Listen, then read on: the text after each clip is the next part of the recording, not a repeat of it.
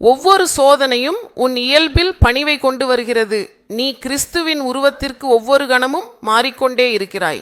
நீ நினைத்தவையெல்லாம் நடந்துவிட்டால் தேவனை ஏன் தேட வேண்டும்? தேவனுடன் உனக்கு வேலை இருக்காது.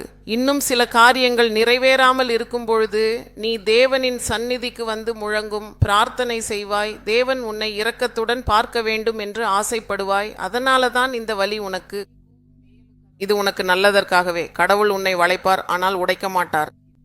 ஸ்தோத்திரம். கடவுள் எப்போதும் நான் உன்னை வளைப்பேன் என்பார், ஆனால் நான் உன்னை உடைக்க மாட்டேன் என்பார். ஆனால் அவர் உன்னை உடைத்தாலும் நொறுக்கினாலும் அதுவும் உனக்கு நல்லதற்காகவே செய்வார். உடைந்தும் நொறுங்கிய மனதிற்கு அவர் மிகவும் அருகில் இருப்பார். தேவனுக்கு ஸ்தோத்திரம் சகோதரர்களே. அதனால்தான் பவுல் விசுவாசிகள் சொல்வார், நீ எந்த விஷயத்திலும் தேவனை என்ன செய்ய வேண்டும்? ஸ்தோத்திரம் செய்ய வேண்டும். இதை செய்வதே இயேசு கிறிஸ்துவில் உங்களுக்காக தேவனுடைய சித்தமாகும். தேவனுக்கு ஸ்தோத்திரம். ஹல்லேலூயா.